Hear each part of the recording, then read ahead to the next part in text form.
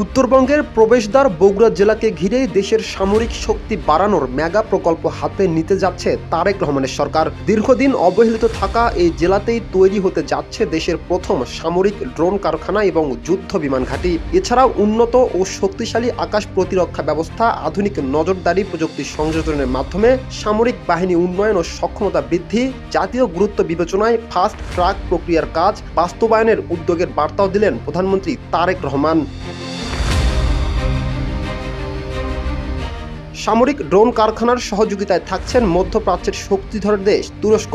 আর সম্ভাব্য চীন থেকে আসা J-10CE মডেলের যুদ্ধবিমান দেশের সামরিক বাহিনীতে যুক্ত হলে বগুড়া জেলাতেই আন্তর্জাতিক মানের বিমান ঘাঁটি স্থাপন হবে। ইতিমধ্যে বিমান ঘাঁটির অনুমোদন দিয়েছে সরকার। প্রধানমন্ত্রী তারেক রহমান জানিয়েছেন, বন্ধুপ্রতিম দেশগুলোর সঙ্গে প্রযুক্তি হস্তান্তরের মাধ্যমে প্রতিরক্ষা শিল্পে উন্নয়নের কার্যক্রম চলছে। দেশের সেনাবাহিনীকে আরও আধুনিক ও প্রযুক্তি নির্ভর বাহিনী গড়ে তুলতে আগামী 10 বছরে প্রায় 86,000 কোটি টাকার পরিকল্পনার কথা জানিয়েছেন সরকার প্রধান। পাশাপাশি নৌবাহিনীর সক্ষমতা বাড়াতেও আধুনিক frigate, corvette, offshore petrol vessel এবং সাবমেরিন সংযোজনের পরিকল্পনার কথাও তুলে ধরেন তিনি।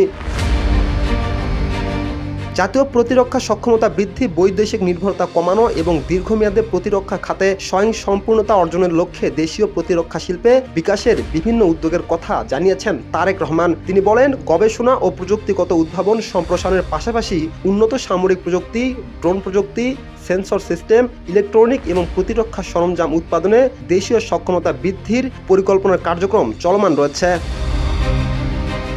বগুড়া জেলায় সামরিক ড্রোন কারখানা এবং বিমান ঘাঁটি স্থাপন শুধু দেশের প্রতিরক্ষা ব্যবস্থায় জোরদার করবে না, এটি প্রতিবেশী দেশ ভারতের কৌশলগত অবস্থান, বিশেষ করে চিকেন নেক বা শিলিগুড়ি করিডোর নিয়েও নয়াদিল্লির জন্য নতুন উদ্বেগ তৈরি করতে পারে। রাকিব হাসান, ইত্তেফাক নিউজ।